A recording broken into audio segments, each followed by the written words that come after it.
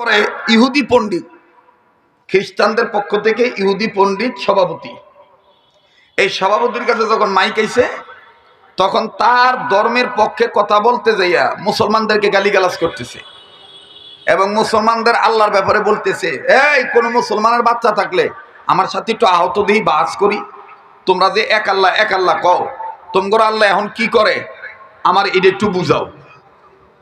খুব লক্ষ্য করে শুনেন। 2 নম্বর, তোমরা আল্লাহ দেখতে কেমন, ডকটা কেমন, এটা একটু আমি দেখবার চাই। আরো অনেক প্রশ্ন করছেন, 6টা, আমি 2টার কথা বলি।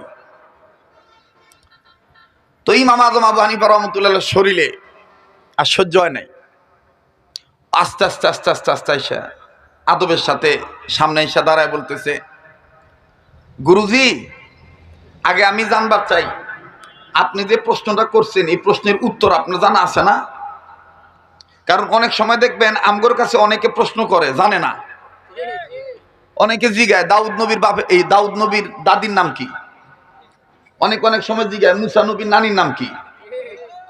তা আমি আবার এরকম কোন লোক পাইলে আমি জিগাই যে তুমি জানো না মুসা নবীর নানির নাম কি? কয় না, তা তো জানি না, দেখে তো আপনার জিগাই। তা আমি কই এখন যদি আমি কই মুসা নবীর নানির নাম লাইলি, তা তুই তো এইটাই বিশ্বাস করবি, যেহেতু তুই জানোস না, আরো 10 জায়গা থেকে যাই না এসে তারপর আমার কাছে জানিস।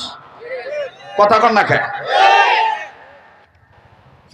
তো ইমাম আজম আবু হানিফা রাহমাতুল্লাহ আলাইহি নুমান ইবনে সাবের কাছে এসে কয়, গুরুজি আপনি যে প্রশ্ন করছেন কয়েকটা, এর মধ্যে আমি আপনাকে বলি এই প্রশ্নগুলোর উত্তর আপনি জানেন না?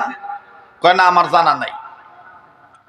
কয় আমার জন্য দোয়া করবেন, আল্লাহর রহমতে, আমার দয়াল আল্লাহর দয়ায়, রহম করম ফজলে কোরআনের জ্ঞান অর্জন করার মাধ্যমে এই প্রশ্ন আমি জানি, প্রশ্নের উত্তরগুলো আমি জানি। তো এবার ডাক দিয়া কয়, তাহলে তুমি যত জানোই তো কও।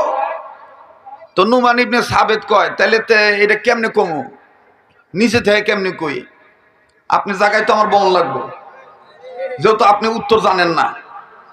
এই কথা যখন কইছে পাবলিক খেয়ে ডাক দিয়ে কয়, এই সভাপতি নাম, আল্লামাল কোরআন বলেন, আল্লামাল, এই সভাপতি নামা, তুমি যে তো প্রশ্ন জানো উত্তর জানো না, অতএব তোমার এই দামি চেয়ারে বসার যোগ্যতা নাই, নামা। সব তো মিলে কোলে করে নিয়ে নুমান ইবনে সাবেত ইমাম আজম আবু হানিফারে এই 13 বছর 6 মাসের পোলাডারে সভাপতির দামি চেয়ারে বহাইছে।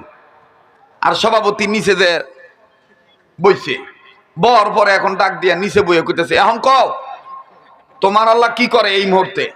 কয় আমার আল্লাহ এই মুহূর্তে কোরআনের জ্ঞান অর্জন করনেওয়ালা একটা ছোট্ট গোলামকে দামি চেয়ারে বসাইলো, আর সমাজের একটা দামি মানুষকে কোরআনের জ্ঞান না থাকার কারণে কানে দইরা নিচে নামায় বসাইলো। বুঝতে পারছেন? এবার ডাক দিয়ে কয়, 2 নম্বর প্রশ্ন, উত্তর দাও, তোমার আল্লাহ দেখতে কেমন? কয় কাছে আহেন। সভাপতি কাছে গেছে, কাছে যখন গেছে ডাক দিয়ে কয়, মাফ করে দিয়েন, আপনার উত্তর বুঝানোর লেগে আমার একটু আপনার মাইক ডাউন লাগবো। ইমাম আজম আবু হানিফা করছে কি, ঠাস করে একটা থাপ্পড় মারছে, আয় কিন্তু মারছে এলিছে। এখন সভাপতি করতেছে, এটা কেমন হলো?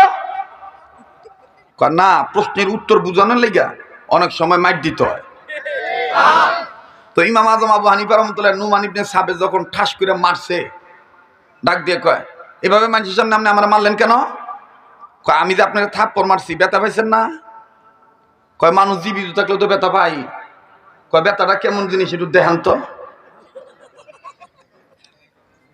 এবার এই লোক ডাক দিয়ে কইতেছে, ও মুসলমান, ব্যথা অনুভব করা যায়, জীবিত অবস্থায় কেউ যদি কোনো চোট পায়, আঘাত পায়, তাহলে ব্যথা অনুভব করা যায়, দেখানো সম্ভব না।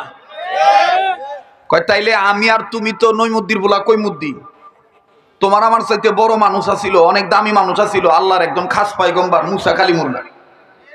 মুসা কালিমুল্লাহ একদিন আল্লাহর পিঠে মইজা আল্লাহরে কইয়া ফেলাইছে, আল্লাহ এইভাবে না দেখে কত আর মজা লাগে না, একটু দেখবার চাই। আল্লাহ তখন জবাব দিছিল, লান তারানি, তুমি আমারে দেখতে পারবো না, এই চর্ম চোখে আমাকে দেখা সম্ভব নয়। সুবহানাল্লাহ কইবেন না? এখন যখন থাপ্পড় দিছে, থাপ্পড় দিয়া এবার ডাক দিয়া নুমান ইবনে সাবিত ডাক দিয়ে কয়, আর কেউ আসেন না মুসলমানের আল্লাহরে দেখবার চাইবেন? এখন কয়েকজন পণ্ডিত একজন আর একজনকে গুতা দিয়ে কয়, দেখবার চাই কি থাপড় খাবো না?